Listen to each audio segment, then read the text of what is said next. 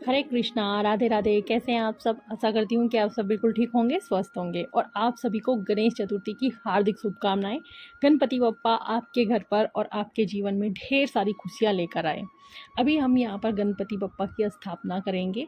Decoration हमने एक दिन पहले ही कर लिया था। स्थापना करने के लिए या तो आप नॉर्मली ऐसे ही चावल रख सकते हैं, उसमें भी कोई प्रॉब्लम नहीं है, और या फिर आप अष्टदल कमल बना सकते हैं।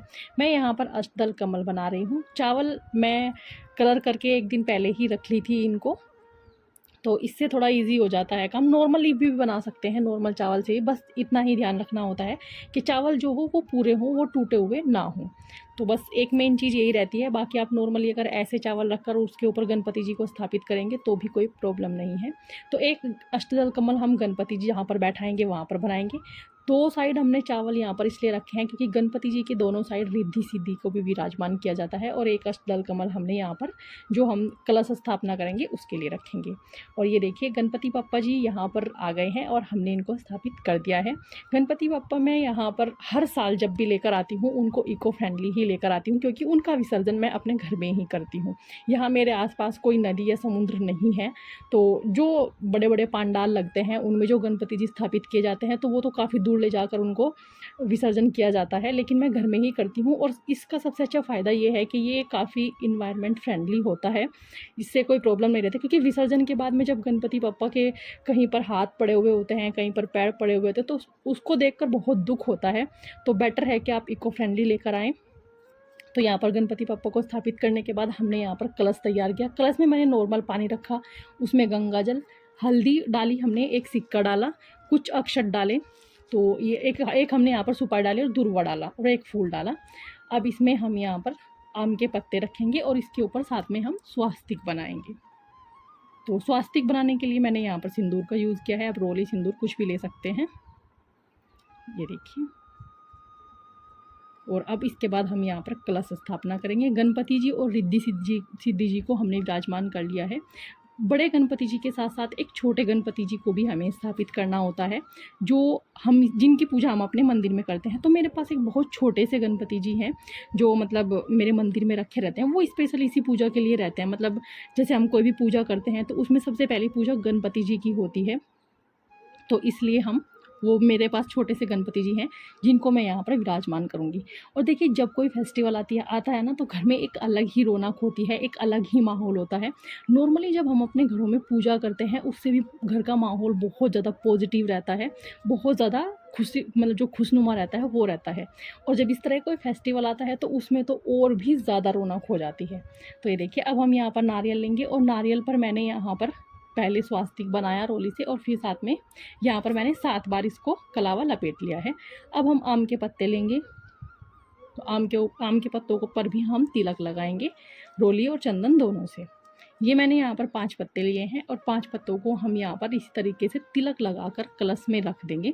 फिर उसके बाद में हम यहाँ पर एक प्लेट लेंगे, उसके ऊपर अक्षत रखेंगे। ये मैंने कलर किए हुए ही ले लिए हैं। और अब इसके ऊपर हम पहले इसको हम वहाँ पर रखेंगे जहाँ पर हमें इसको स्थापित करना है, फिर हम उसके बाद इसके ऊपर नारियल रखेंगे। ये देखिए अब हमने यहाँ पर कलश स्थापना कर दी है। और मैंने यहाँ पर जो मेरे गणपति बप्पा थे उनको मैंने यहाँ पर पगड़ी पहनाई है। पगड़ी मैंने जस्ट लेस के हेल्प से बनाई है, और साथ में ये माला गणपति बप्पा के लिए जो हम लेकर आए थे। मैंने इनकी ड्रेस भी बनाई थी, बट उनको ड्रेस नहीं आ पाई क्योंकि उनके हाथों के और पैरों के बीच में बिल्कुल भी गैप नहीं है, तो इसलिए उनको ड्रेस तो नहीं पहना पाई। तो फिर मैंने उनकी पगड़ी डेकोरेट की। बहुत सुंदर लग रहे थे, बहुत प्यारा इनका लुक आ रहा था। आप मुझे कमेंट करके ज़रूर बताएगा कि आपको मेरे गणपति बप्पा कैसे लगे और जो मेरी ये छोटी सी पूजा थी ये आपको कैसे लगी। ये देखिए मैंने यहाँ पर छोटे से गणपति जी विराजमान कर लिए हैं। अब हम इनको तिलक करेंगे, फिर हम इनको अक्षत चढ़ाएंगे। साथ में तिलक हम रिद्धि सिद्धि को भी करेंगे, कलश को भी करेंगे, और जो हम कलश के सामने दिया जलाएंगे उस पर भी हम करेंगे, तिलक करेंगे। और जो मैंने यहाँ पर पंचदीप तैयार किया है, साथ में उसमें मैंने एक कपूर भी रखा है आरती के लिए। तो ये एक मतलब पूजा थी, मतलब छोटी सी पूजा थी, ज़्यादा कुछ वो था नहीं। बहुत ही सिंपल तरीके से यहाँ पर हमने ये पूजा कंप्लीट की। बहुत ही ज़्यादा मन लगा, बहुत अच्छा लगा। स्पेशली मतलब त्योहारों में एक मतलब बहुत अच्छी सारी चीज़ें हो जाती हैं जो बहुत अच्छा रहता है, पॉजिटिव एनर्जी घर में आती है। नेगेटिविटी दूर हो जाती है और जो मतलब अच्छी अच्छी चीज़ें बनती हैं। मैंने यहाँ पर मोदक भी बनाए गणपति बप्पा के लिए, उसका वीडियो मैं नहीं शूट कर पाई क्योंकि मुझे थोड़ा सा लेट हो रहा था और क्योंकि गणपति बप्पा की जो स्थापना का टाइम था वो 11 बजे से लेकर 1:30 बजे के बीच में था, तो इसलिए मैं मोदक का वीडियो नहीं शूट कर पाई।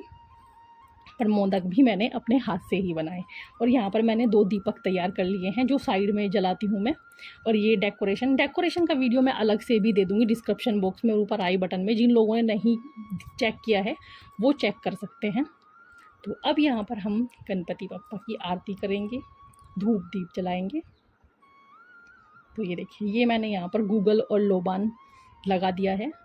इसकी खुशबू बहुत अच्छी होती है, पूरा घर मतलब महक जाता है जब गूगल और लोबान जलाया जाता है, स्पेशली पूजाओं में। मैं बीच बीच में घर में नॉर्मली भी जलाती रहती हूँ। तो ये देखिए, दोनों साइड वाले दीपक भी हमने जला लिए हैं और जो कलश के सामने दीपक था वो भी हमने जला लिया है, क्योंकि सबसे पहले जो दीपक जलेगा वो कलश के सामने ही जलता है। और अब यहाँ पर हम लोग आरती कर रहे हैं। तो आप सब भी प्यार से बोलिए गणपति बप्पा मोरया। तो मुझे बहुत खुशी होती है कि मतलब मैं, ये सौभाग्य है मेरे पास कि हर वर्ष गणपति बप्पा मेरे घर आते हैं। मतलब वो आराम से रुक के जाते हैं, बड़े अच्छे से पूजा पाठ हो जाती है। देखिए, गलतियां सबसे होती हैं और मुझसे भी जो गलतियां होती हैं मैं उनके लिए उनसे क्षमा याचना भी करती हूँ। पर बहुत अच्छा लगता है जब गणपति बप्पा घर आते हैं, एक अलग ही माहौल। और स्पेशली हम लोग इधर साउथ में रहते हैं और क्या है ना कि महाराष्ट्र बॉर्डर पर हैं हम लोग, कर्नाटका में महाराष्ट्र बॉर्डर पर रहते हैं। यहाँ पर मुझे नहीं लगता कि गणपति पूजा से बड़ी कोई पूजा इधर होती है। मतलब इतनी रौनक है यहाँ पर।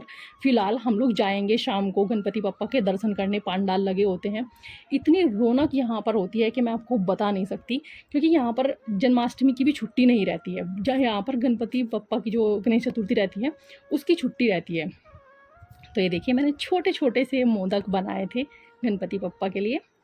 तो अब मैं यहाँ पर आगे प्रसाद इनके लिए बनाऊंगी, क्योंकि पूजा में मुझे लेट हो रहा था। तो पहले मैंने इनको मोदक का भोग लगाकर पूजा कर ली थी, उसके बाद फिर मैंने यहाँ पर गणपति बप्पा के लिए भोग तैयार किया, उनको भोग लगाया। तो अब जो इनकी पूजा रहेगी, जब तक भी गणपति बप्पा यहाँ मेरे यहाँ रहेंगे तब तक उनका जो भोग प्रसाद रहेगा वो इसी तरीके से रहेगा तीनों टाइम का। तो फ्रेंड्स, आपको वीडियो कैसा लगा कमेंट करके ज़रूर बताइएगा। And thank you for watching. Radhe Radhe.